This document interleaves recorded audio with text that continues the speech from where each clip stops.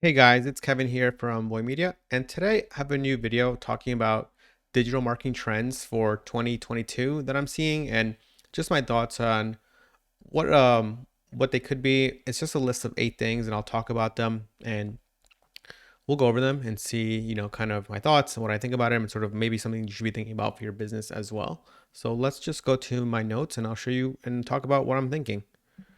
So here is the list of trends that I have. So I'll go through them one by one and sort of talk about them. So I guess for me, one of the biggest trends that I'm seeing right now is just sort of like AI copywriting. So AI copywriting is essentially AI just writing ad copy for you. And I'm seeing this in almost every field, like ad copywriting, Facebook ads, Google ads, Twitter ads, YouTube ads. I'm seeing this on like even for blog posts. One of them that we use here at Boy, and we kind of use it for very things such as content writing, just think about quick ideas and copywriting is anyword.com.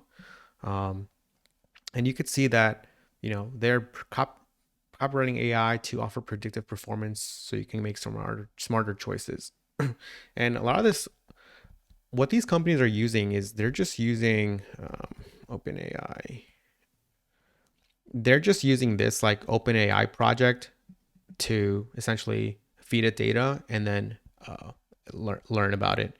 Um, I forgot where. I'm not sure how much it costs, but somewhere around here. But basically, this is like a funded project by I think Y Combinator, and they have an API that all these brands are using now. So that's kind of where they're getting all this like structured learning and like here GPT-3. That's kind of what you're seeing now. So that's probably why you've seen such a rise in all these like AI copywriting companies is because of this one website has really made it possible for them to just essentially use their API, feed it some data from like old ad copy from like the older people such as like Ogilvy or John Cable's. So that's one thing I'm seeing. The second one, this might be obvious. Again, I still think marketing automation is big. When I'm thinking about this, is I'm thinking about Klaviyo for email, Mailchimp, even HubSpot is on my list here. HubSpot's a great tool. I think it's underused by a lot of brands, but I'm using it a lot and it's pretty good. Again, just think about like email flows. Email is more important than ever. The way stuff is getting tracked, the way you want to keep your customers, and for this, I also consider just like having a great email list to be a bigger trend as well. The next one that I'm thinking about here is visual and voice search. At least for me, visual and voice search is something I use every day at my house, such as for the weather, for delivery, to just turn on my TV.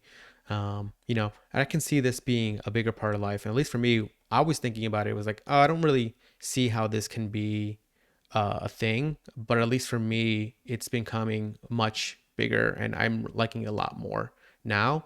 And that's kind of like something to be thinking about.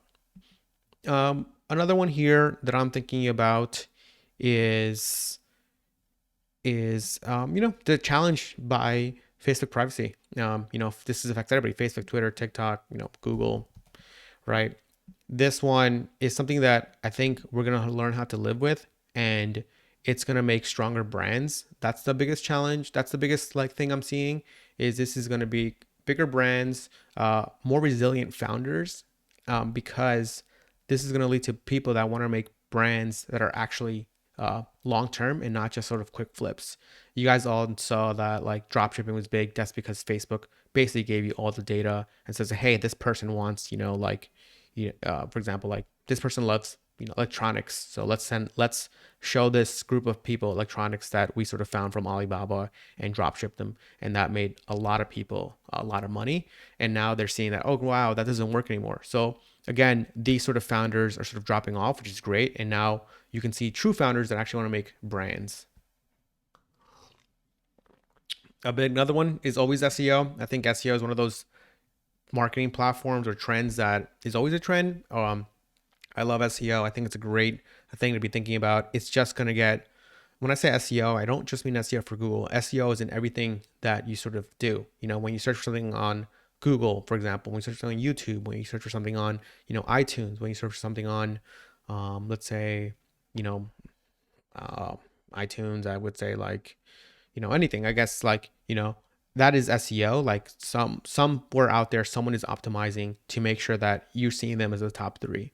And this is something that a lot of brands don't think about, but a lot of bigger companies eventually really survive on SEO just because paid traffic just gets so expensive that you just can't possibly sustain it. And of course you can, and once you make tons of money, but I think SEO is one of those channels that once you're at the top, it's a great flywheel.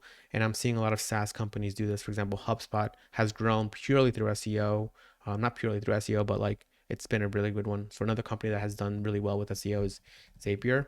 If you look at them on Ahrefs or any of the tools, you could see how much traffic they get. The next one I want to talk about here is Instagram. I think we all know Instagram's big.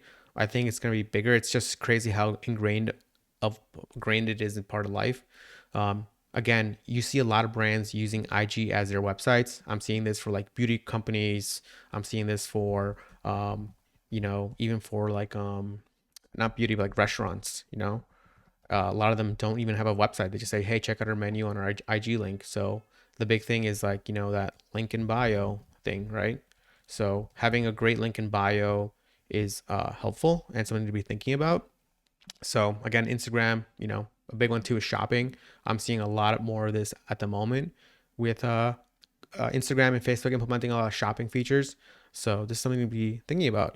People want to buy on Instagram, quickly check out. I try to buy some stuff from the NBA on Instagram for I think it was like the season started. I was like, oh, this is a cool jersey from the Knicks. I want it. So I was like, it's just on Instagram.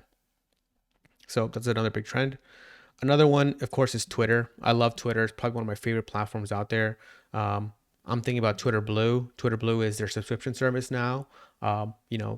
It's it's big because I see that they're innovating in the product. Twitter for the last 2-3 years hasn't really done anything different, and it's kind of survived, which is crazy considering Facebook, TikTok, Instagram have all just come out with tons and tons of features.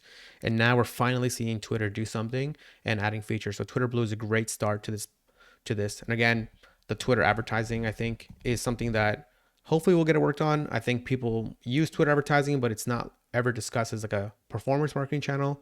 It's always kind of like branded. So I'm hopeful, and I think Twitter has made some money on Twitter advertising. They definitely have, but I think they can make even more.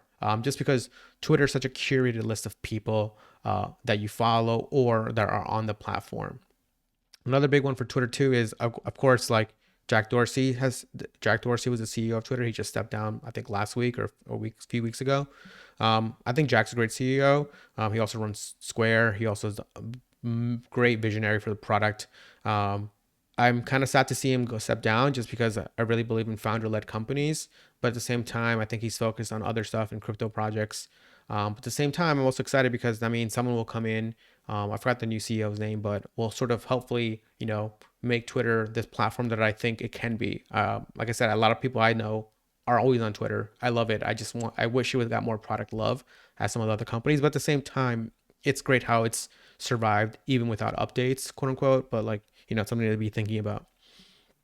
Another one that I'm seeing here is just remote work. Remote work for me is a trend that I've been seeing for the past years, and now I think it's really here to stay. A lot of people just want to work remotely. I'm talking to friends; they only want to do remote work.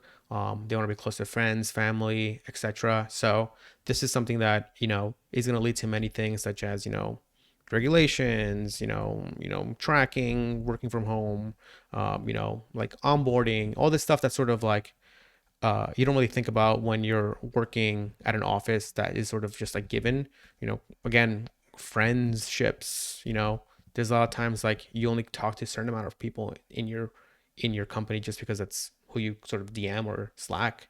Whereas a company, you kind of talk to people in other groups just because you're kind of passing by or you're sort of maybe going on the right pathway home. So those are some of the trends that I'm seeing. Only 8. If you guys have any questions or comments, feel free to let me know in the channel and I can go in more detail on some of them.